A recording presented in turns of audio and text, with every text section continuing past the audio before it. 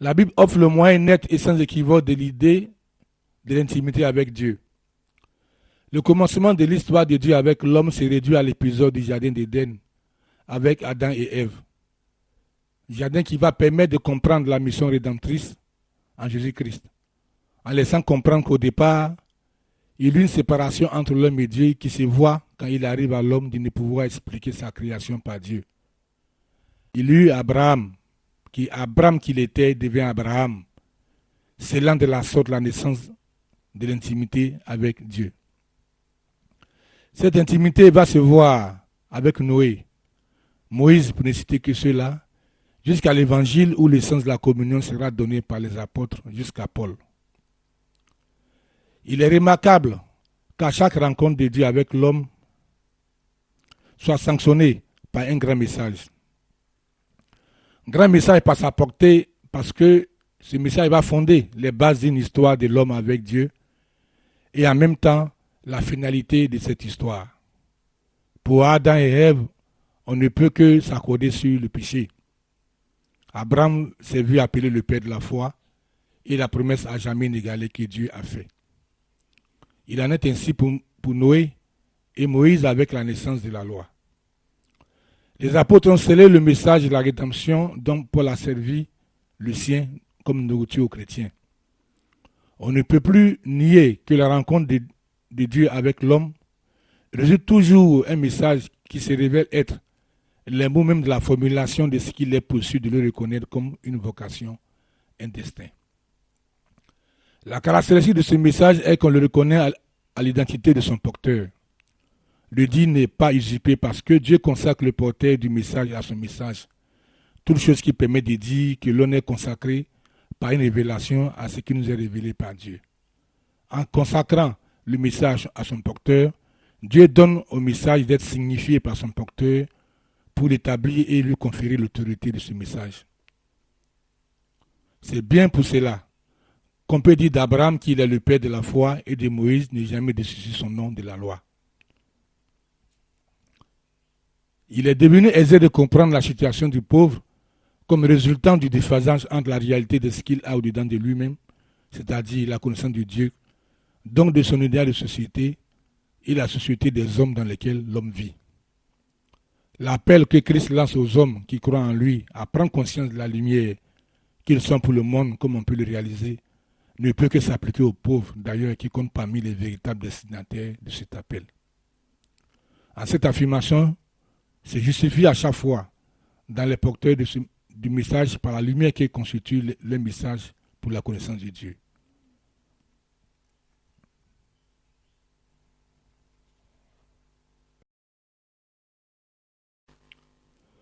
Tant la richesse de la foi consacre la maîtrise de la connaissance de Dieu, la vérité du royaume dont il est question vient comme achever d'établir son identité parce que l'homme a toujours besoin de l'idée de la société pour se reconnaître. Et entre mille vérités de l'évangile, la démarcation du monde pour celui qui croit en Jésus-Christ se réalise pour le pauvre puisqu'il vit dans la société sans appartenir à cette société. Au nom d'un multiple intérêt de l'appel de Dieu aux pauvres, il y a ce fait plus que majeur de voir la foi du pauvre être justifiée par les Écritures saintes. Fait, comme je l'ai dit, plus que majeur, dans le concert des expressions que les hommes, même croyants en Christ, font de leur foi. La foi, comme on ne peut que le reconnaître, connaît bien d'expressions qui vont jusqu'à donner aux hommes des palais d'individualité qui soutiennent trop souvent par les notions exacerbées de leur liberté. Les hommes ne comprennent pas toujours pourquoi Dieu établit Abraham comme père de la foi.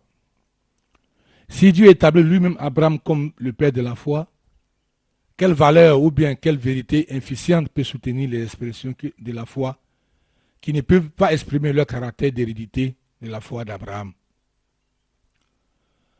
En vérité, le pauvre par la richesse de la foi et l'héritage que Dieu donne est une leçon, et même une grande leçon, pour les expressions que les hommes font de leur foi dans leur quête de Dieu. Dieu montre par les pauvres une autre dimension de la foi à laquelle il consacre le pauvre. Le devenir de la foi du pauvre est indiqué, mis en exergue, soutenu par la volonté même de Dieu, puisque Dieu l'établit Dieu établit le pauvre qu'il appelle comme héritier du royaume. Désormais, l'expression de la foi ne pourra plus être soutenue valablement comme libre pensée, exercice de l'expression de sa liberté, et surtout d'une liberté dont la source reste floue pour la conscience qu'habite la foi en Dieu.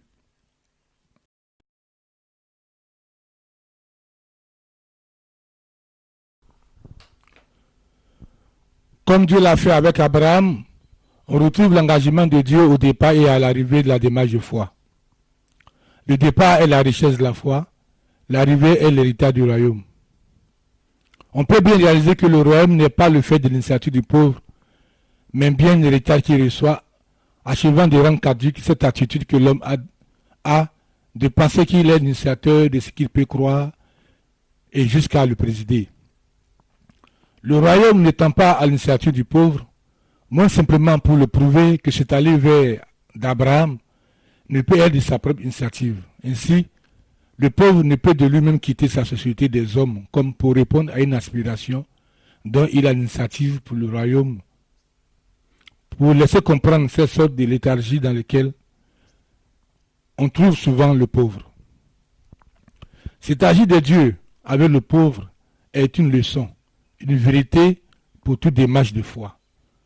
En effet, toute démarche de foi doit se voir appelée à l'identifier à ce qu'il initie et la détermination de son devenir, le tout scellé par le témoignage de Dieu.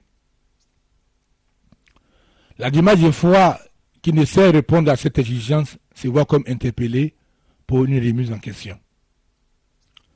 Dieu, initiant la foi du pauvre et en fixant le devenir de cette foi, impose au pauvre un contexte pour la saisie de la notion de liberté. D'abord, l'intimité avec Dieu définit une société saisissant par le lien qui lie l'homme à Dieu et qui se révèle être la foi. Le concept de la foi est devenu justifiable. La définition d'une société de foi est en fait, il va en découler les autres notions de liberté, droit, justice, bref, tout ce qui concerne l'existence et permet sa saisie comme un objet concret. Comme il est devenu aisé de le comprendre, on peut vivre en société avec Dieu et vivre de foi, c'est vivre en société avec Dieu.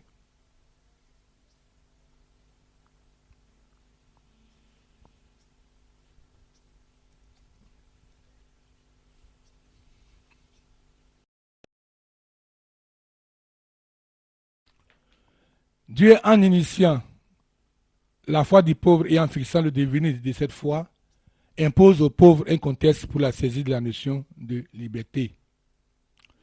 D'abord, l'intimité avec Dieu définit une société saisissable par le lien qui lie l'homme à Dieu et qui se révèle être la foi. Le concept de la société de foi est devenu justifiable. La définition d'une société de foi est en fait, il va en découler les autres notions de liberté, droit, justice, bref, tout ce qui concerne l'existence et permet sa saisie comme un objet concret. Comme il est devenu aisé de le comprendre, on peut vivre en société avec Dieu et vivre de foi, c'est vivre en société avec Dieu. La notion de société avec Dieu ouvre à l'existence de foi. Le pauvre va donc porter l'idéal à la société de foi dans sa foi.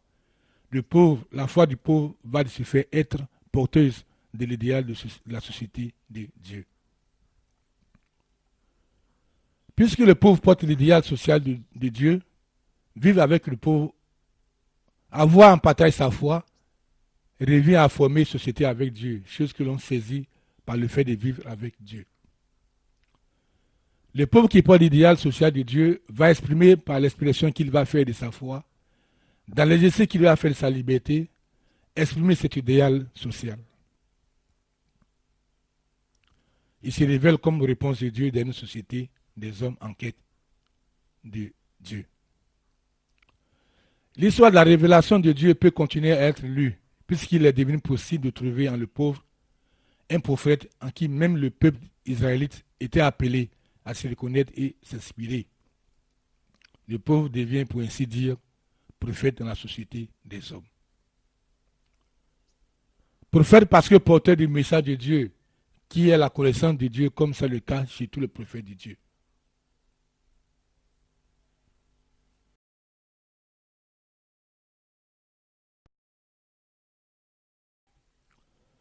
le prophétisme pauvre. Prophète dans la société des hommes, le pauvre va donner le moyen de lecture de l'idéal social dont il est porteur. C'est ce moyen que se révèle être le théologien qu'il est pour l'expression du message de Dieu. Avec cette théologie, la science de la foi qui va suivre. Grâce à cette théologie, l'intimité avec Dieu trouve le moyen de se révéler, comme je l'expliquerai plus tard, d'être le moyen efficient de la révélation de Dieu. Et parce que c'est cette théologie le réalise, elle va montrer que la théologie en vérité trahit son objet à cause de son étymologie et avec elle toute la science que l'on fait consister à l'étude de Dieu pour la simple raison que Dieu se révèle dans cette intimité avec Dieu. Parce qu'il faut bien réaliser que tant que Dieu s'offre comme étude à celui qui se révèle, ce dernier ne peut conclure à la maîtrise de la connaissance de Dieu et en remettant en question par ses faits la nature et la réalité de cette intimité. La nécessité de la reformulation de la théologie en témoignage, comme je l'ai exprimé, a trouvé en ces affirmations précédentes sa raison d'être et où finalement, à ce que je formule comme science de la foi, où s'expriment les mots du témoignage de la science qui permettent de connaître Dieu. Comme quoi, le prophétisme peut aller jusqu'à la définition de science et faire de cette définition de science une annonce de l'évangile de Jésus-Christ. En effet, si l'annonce garde pour objectif la nécessité de faire comprendre Dieu, qu'est-ce qui rendra possible cette compréhension de Dieu si ce n'est les moyens que le prophétisme offre pour la saisir de sa propre annonce? Puisque porteur de l'idéal social pour le signifier, la simple prophétie du pauvre va culminer en réalisation d'une société que je fais consister en un monde de pauvres, toutes choses exprimées entre autres dans la théologie de la pauvreté et dans la vie théologique où la théologie est exprimée comme existence propre.